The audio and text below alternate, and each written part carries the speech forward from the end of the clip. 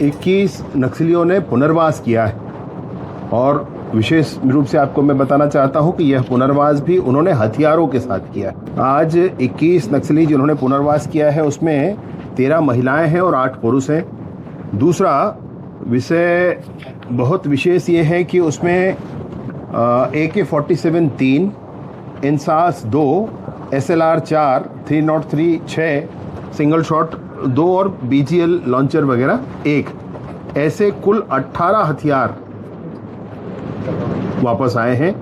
18 हथियारों के साथ इन लोगों ने पुनर्वास किया है। इसमें DVCM लेवल के 4 नक्सली हैं, ACM लेवल के 9 हैं और पार्टी मेंबर 8 लोग हैं। तो देखिए, अभी आप सुन रहे थे गृह मंत्री को, विजय शर्मा ने ये पूरी जानकारी दी है। चलिए और ज्यादा जानकारी के लिए जुड़ेंगे, हमारे सहयोगी नीरज भी जुड़ चुके हैं। नीरज, हम देख रहे हैं समय के साथ परिवर्तन आ रहा है, बदलते हुए कांकेर की तस्वीरें भी हम देख पा रहे हैं।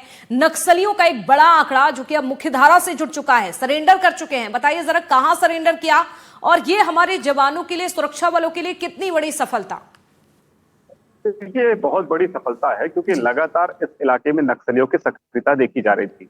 कोयलीबेड़ा अंतागढ़ का वो इलाका हमेशा से नक्सलवाद से ग्रसित रहा है। लंबे समय से इस इलाके में नक्सलवाद ने जो दंश फैलाया था उसकी वजह से विकास की योजनाएं जो है इस इलाके में नहीं पहुंच पाती थी। कई ऐसे बिहड़ इलाके हैं जो इस इलाके में नक्सलियों के दहशत की वजह से ग्रामीणों का जीना भी मुहाल हो चुका था और लंबे समय के अंतराल के बाद इस तरह की तस्वीरें निकलकर सामने आई कि जो नक्सली जंगलों में आतंक फैलाया करते थे वो जंगल के रास्ते से भटक कर नक्सलियों जो है उस इलाके में अपने दहशत फैलाने का काम करते थे। अब उन्हीं जंगलों से निकलकर मुख्य धारा के रास्ते पर पहुंच रहे हैं और मुख्य धारा से जुड़ने के लिए हथियार लेकर पहुंच रहे हैं। बड़ी बात है। देखिए, जिस तरह से लगातार आतंक नक्सलियों का बना था, सरकार ने फैसला लिया कि क्यों ना नक्सलवाद की समाप्ति की जाए और इस इलाके में शांति फैलाई जाए। यही वजह है कि बड़ी संख्या में माओवादी जो है मारे भी जा रहे हैं। लेकिन अब परिवर्तन देखा जा रहा है। जो माओवादी कभी लोगों के लिए दहशत का पर्याय थे, अब वो माओवादी हथियार के साथ वापस आ रहे हैं और उत्तर बस्तर के इलाके में आज इस तरह से 21 माओवादियों ने आत्मसमर्पण किया है, जिसमें 13 महिला हैं और 8 पुरुष बताए जा रहे हैं।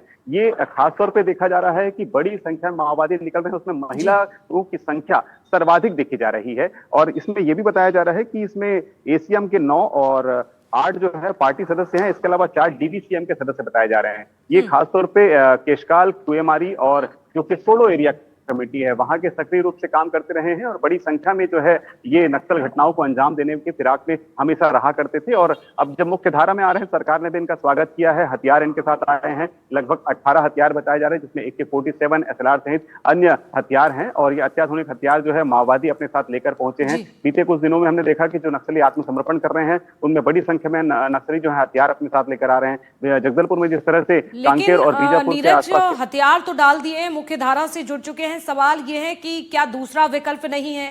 डर का माहौल है, लगातार नक्सलियों के जो बड़े कैडर हैं वो अपने हथियार डाल रहे हैं, सरेंडर कर रहे हैं, इसीलिए इनके पास विकल्प नहीं है, इसीलिए मुख्य धारा से जुड़ रहे हैं, या वाकई में सरकार की नीतियों के प्रभाव से प्रभावित हैं और मुख्य धारा से जुड़ना चाहते हैं, अपना जीवन बदलना चाहते हैं?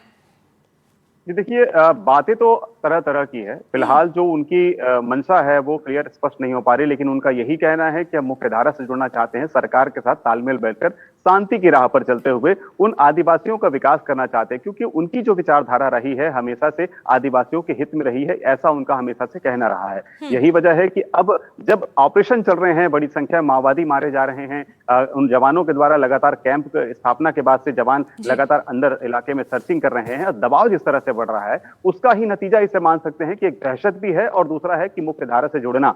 और जिस तरह से नक्सली निकल रहे हैं, छोटे बड़े सभी कैडर के माओवादी जिस तरह से मुख्य धारा में जुड़ने के लिए पहुंच रहे हैं, इससे निश्चित तौर पर लगता है कि आने वाले समय में बस्तर जो लाल आतंक से, बारूद की गंध से हमेशा महका करता था, उस इलाके में शांति आएगी और बिल्कुल उस इलाके में शांति आ रही है। और बदलते हुए छत्तीसगढ़ की हम तस्वीरें भी देख पा रहे हैं। धीरे धीरे ये लाल आतंक का प्रकोप जो है कम होता हुआ नजर आ रहा है।